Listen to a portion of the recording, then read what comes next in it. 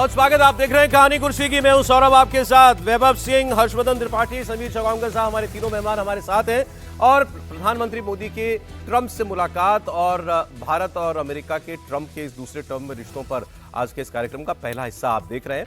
अब कुछ तस्वीरों पर जरा बात हो जाए, किस माहौल में ये मुलाकातें हुई हैं। तो पहले एक ये तस्वीर जो आप देख रहे हैं, इस प्रकार इसको हम लोग ले सकें, वो फुल स्क्रीन अगर ले लें। छोटे छोटे जेस्चर्स होते हैं, मेरे ख्याल से वैभव ज्यादा बता पाएंगे। कोई राष्ट्र अध्यक्ष आपके लिए अगर चेयर पुल कर रहा है, उठ रहे हैं तो आपका ख्याल रख रहा है कि भाई चेयर कुर्सी में पीछे खींच लूं। आप मिल रहे हैं तो कोई कहे कि आई मिस यू, मतलब ये तो मैंने पहली बार सुना जी। दो नेताओं, दुनिया के दो नेताओं के बीच में आई मिस यू वाली वाइब जो है वो आज पहली बार देखने को मिली है। जी बिल्कुल, और आपको ऐसा देखने को बहुत कम मिलेगा कि अमेरिका का प्रधानमंत्री जो राष्ट्रपति है वो भारत के प्रधानमंत्री के लिए चेयर खींचे, उनको बैठाए। इतना सम्मान भारत के इतिहास में किसी और दूसरे प्रधानमंत्री को नहीं मिला है। और ये बात मैं ऑन द रिकॉर्ड कह रहा हूँ। आप नेहरू से लेकर के आप आज तक का देख लीजिए, आपको कोई भी ऐसा प्रधानमंत्री नहीं मिलेगा जिसका सिर्फ पूरी आईटी सेल को लेकिन ये इतना बड़ा जेस्चर मानते हैं इसको आप? जी, सिर्फ इसी बात को नहीं, वो ये उन्होंने जो बात कही कि आई मिस्ड यू। और आप देखिए, जब मैं आपको कुछ प्रैक्टिकल एग्जांपल्स देता हूँ। जब इंडिया S-400 खरीद रहा था तो इंडिया में जो डिफेंस एनालिस्ट थे या जो कांग्रेस के लोग थे या कांग्रेस स्पॉन्सर्ड जो एनालिस्ट हैं, वो बार बार आपको बता रहे थे कि जी अगर हमने S-400 खरीद लिया तो जो है अमेरिका हमको F-35 नहीं देगा, हमें 5th जनरेशन फाइटर जेट नहीं मिलेगा। तो क्या वो ऑफर नहीं हुआ?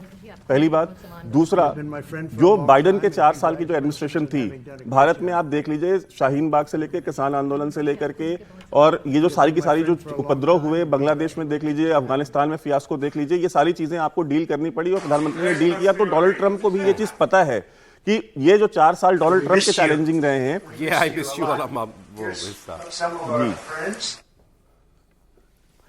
तो जी, तो वो 4 साल जो डोनाल्ड ट्रंप के चैलेंजिंग रहे हैं, वो चैलेंज जो है वो कहीं ना कहीं नरेंद्र मोदी को भी झेलना पड़ा है।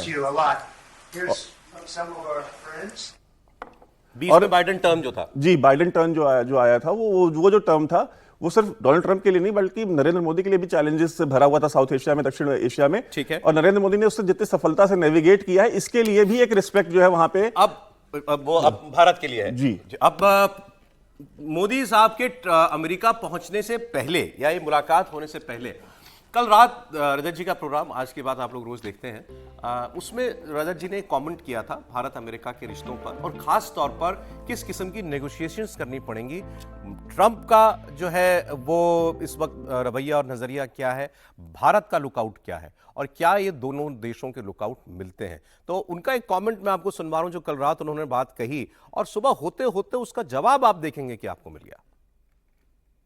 आजकल व्हाइट हाउस के ओवल ऑफिस से रोज रोज नए ऐलान आते हैं, नए अंदाज में आते हैं, कभी इमिग्रेंट्स को लेकर, कभी दुनिया भर में अमेरिकन एड को बंद करने को लेकर, तो कभी अमेरिका में बिजनेसमैन द्वारा दी जाने वाली ब्राइब के खिलाफ बने कानून को रद्द करने को लेकर या वर्कफोर्स में कटौती करने को लेकर।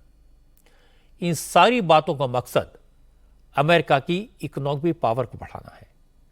ट्रंप का गोल क्लियर है, अमेरिका फर्स्ट। ट्रंप का रास्ता क्लियर है, उन्हें किसी की परवाह नहीं है।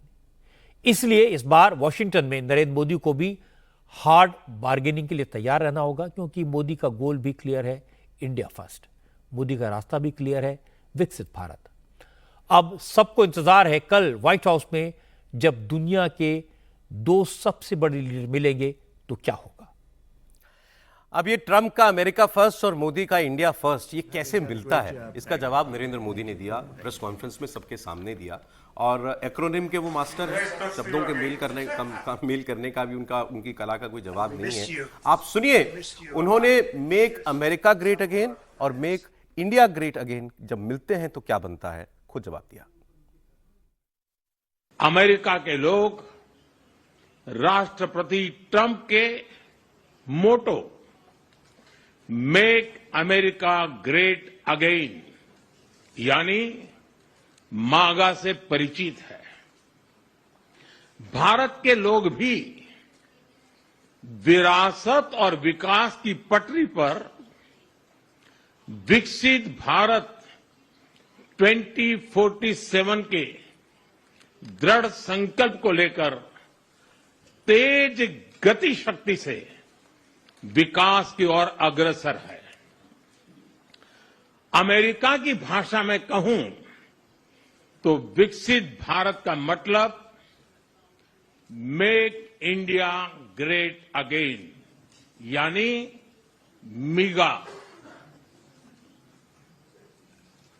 जब अमेरिका और भारत साथ मिलकर काम करते हैं, यानी मागा, मागा प्लस मीगा, तब बन जाता है mega partnership for prosperity. Make India great again, make America great again का मेगा पार्टनरशिप रूप।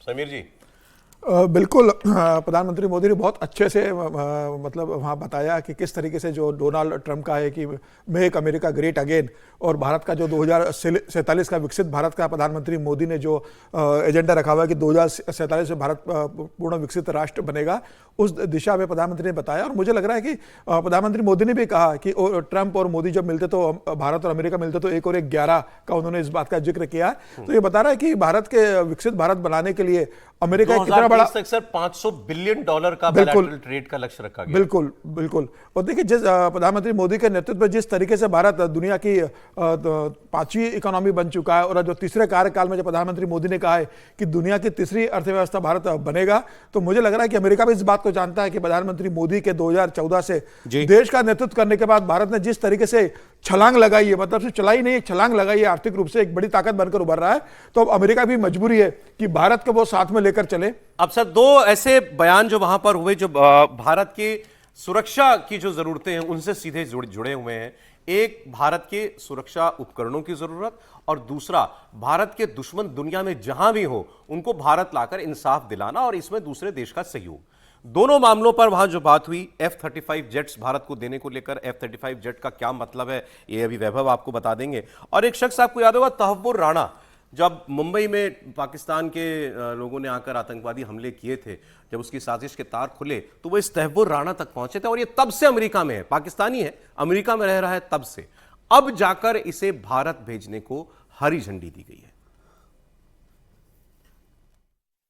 Starting this year, we'll be increasing military sales to India by many billions of dollars. We're also paving the way to ultimately provide India with the F-35 stealth fighters.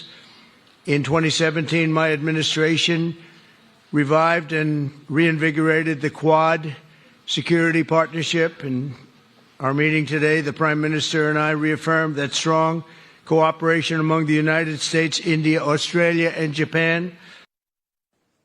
आतंकवाद के खिलाफ लड़ाई में भारत और America दृढ़ता से साथ खड़े रहे हैं।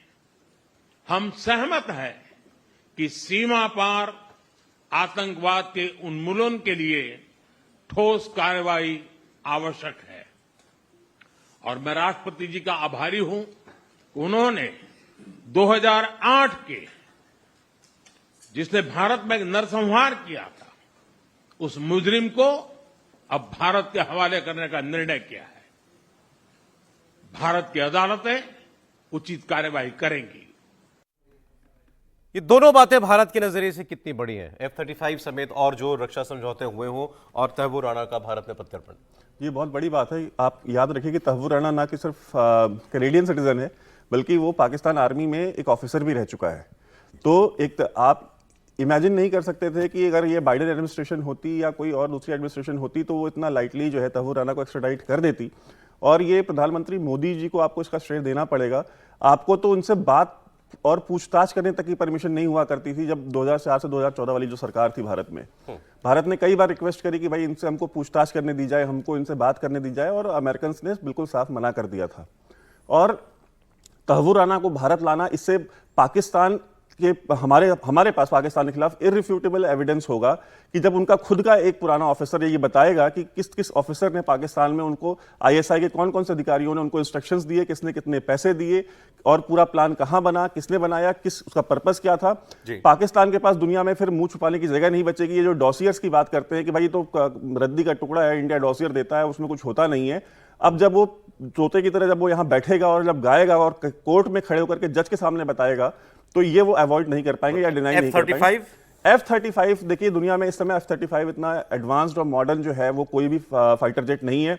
और अब लोग पहले ये कहते थे कि जी ये बैटल में टेस्ट नहीं हुआ है, लेकिन हमने हाल ही में देखा है कि जो हिजबुल्लाह के खिलाफ और ईरान के खिलाफ जो कार्रवाई इजराइल ने करी है वो सारी F-35 का ही इस्तेमाल करके इजराइल को दे रखे हैं अमेरिका ने। जी, यही इजराइल को दे रखे हैं और इसका ही इस्तेमाल करके वो जाकर के डीप पेनिट्रेट करके आया और उन्होंने ईरान का जो पूरा का एयर डिफेंस सिस्टम था उन्होंने ध्वस्त किया और उनका कोई भी एयर डिफेंस सिस्टम जो है उसको डिटेक्ट नहीं कर पाया। तो अब किसी के पास ये आर्गुमेंट नहीं है कहने को कि ये बैटल टेस्टेड नहीं है। ठीक है। अब सवाल आया साहब व्यापार का, दोनों देशों के बीच व्यापार का, जिसको लेकर के ट्रंप के तेवर बड़े कड़े थे। उन्होंने कई मौकों पर कहा और इस मुलाकात के दौरान भी कहा कि भारत बहुत टैक्स लगाता है अमेरिकी उत्पाद के ऊपर। अमेरिका जो भी अपना सामान भारत में भेजना चाहता है उसमें 70% तक जो है भारत टैक्स लगाता है। लेकिन वहां पर उन्होंने थोड़ा सॉफ्ट रुख भी दिखाया। उन्होंने ये भी कहा कि भारत इसमें अकेला नहीं है, दुनिया के बहुत सारे ऐसे और देश हैं जो इसी किस्म का रवैया रखते हैं व्यापार में अमेरिका के साथ। लेकिन हमने नीति ये बनाई है, आप हम पर जितना टैक्स थोपोगे हम आपके उत्पाद पर उतना ही टैक्स लगाएंगे, हमारे यहाँ आपको बाजार उतना ही महंगा मिलेगा। तो इस पर ट्रंप का क्या कहना था और नरेंद्र मोदी के साथ नेगोशिएट करना कैसा रहता है, दोनों बातें उन्होंने बताई। Traditionally, India is right at the top of the pack, pretty much.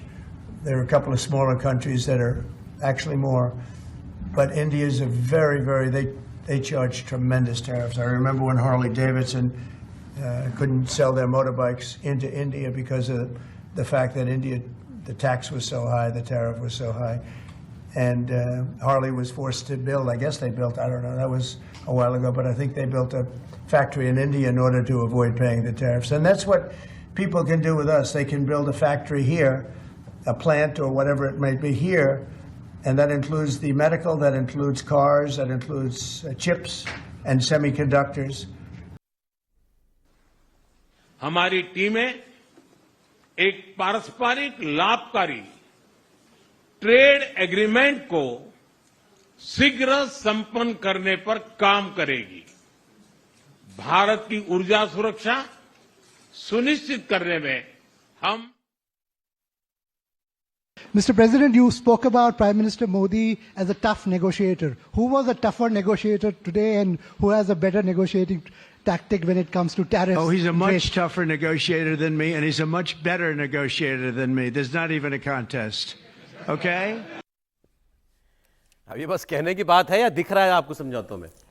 नहीं, देखिए, मुझे लगता है कि प्रधानमंत्री नरेंद्र मोदी के साथ समझौता करने में मैं एक इससे थोड़ा इतर उदाहरण देता हूं। जब RCEP से भारत निकला तो किसी को एक कल्पना भी नहीं थी तो कि निकल आएगा। ढेर सारे लोग यहाँ भी कहने लगे थे, लेकिन सिर्फ इसलिए कि चीन कहीं हमारे बाजार पर न घुस जाए, इसलिए उससे भारत बाहर निकल आया था और बड़ी स्पष्टता से निकल आया था कि हमारे हित इसमें नहीं सकते हैं। अमेरिका के साथ भी जिस हार्ले डेविडसन का उदाहरण दे रहे हैं, उसको कई बार ट्रंप बार कह चुके हैं कि हमारी बात, हमारे दोस्त हैं, लेकिन नेगोशिएशन में वो नहीं जाते हैं। और अब जैसे F-35 ही है, वो 5th जनरेशन का फाइटर प्लेन है। अभी तक दुनिया में कोई भी इससे आगे नहीं गया। उस पर अगर कोई गया है तो चाइना है, जो भी 6th जनरेशन बना। सिर्फ एक कंपैरिजन के लिए हमारे पास ये जो हमने अभी सुखोई लिया है, ये कौन सा जनरेशन बना? 4.5 ये 5th जनरेशन। बिल्कुल 4.5 है, 4 ही है ये। 0.5 तो जो उसमें एक्स्ट्रा जो चीजें लगाई गई हैं उसके आधार पर कहते हैं। तो ये सबसे एडवांस होगा और चाइना चूंकि 6th जनरेशन पर काम करना शुरू कर चुका है, वो अकेला देश है दुनिया का जो 6th जनरेशन पर काम कर रहा है। तो कई बार हमें चुनौती के तौर पर भी, थ्रेट के तौर पर भी कहा जाता है कि हमारे पास वो हथियार होंगे क्या, वो जेट्स होंगे क्या। और अगर ट्रेड के लिहाज से देखें तो ये तो अच्छा है ना, भारत भी तो यही चाहता है। अमेरिका वो बात कह रहा है, भारत का मुकाबला अब थाईलैंड, वियतनाम, मलेशिया इन देशों से है कि ताइवान, वहां की कॉम्पिटिटिव मार्केट के बराबर हम उनको ऑफर कर पाएंगे क्या? अगर हम ऑफर कर पाएंगे तो टैरिफ लगाना अलग बात है। टैरिफ एक दूसरे के ऊपर लोग लगाते हैं जिससे उनका उत्पाद ना आए, हमारे यहां आकर लोग बनाए। भारत को उसकी ज्यादा जरूरत है, इसलिए भारत उसमें कसर नहीं छोड़ेगा। अमेरिका के लिहाज से देखें तो उसको यह भी देखना होगा कि कहीं उसके यहां की कंपनियां दूसरे मार्केट में मूव ना कर जाएं, जो खतरा है। अब अंत में अब एक अगर ये सवाल हो कि भाई ये दौरा कैसा रहा, तो इस पर अगर कोई इनका समर्थक बोलेगा तो आपको लगेगा कि भाई वो तो ऐसी बात करने वाला है। मैं आपको शशि थरूर साहब की बात सुनवा देता हूं। उनसे जब रिएक्शन लिया गया नरेंद्र मोदी की इस यूएस यात्रा को लेकर के, उन्होंने एक मुद्दे पर कि जिस तरीके से भारतीयों को, जो वहां पर इलीगल इमिग्रेंट्स थे, जिस तरीके से भारत भेजा गया, उस पर हमको पूरा जवाब नहीं मिला। इसके अलावा जो वो कह रहे हैं वो मैं आपके लिए पढ़ रहा हूं। On the defense front, the commitment to sell us the F-35 stealth aircraft is very valuable because that is a state-of-the-art aircraft. तो ये बहुत बड़ी बात तरूर साहब मान रहे हैं. I am very encouraged with the details received so far, and I look forward to more details when the Prime Minister and his team are back. We have got all that we could have expected. We have got all that we could have expected. हम जो उम्मीद कर सकते थे हमें इस दौरे से सब मिला है. शशि थरूर कांग्रेस पार्टी के सांसद का कहना है इस दौरे पर.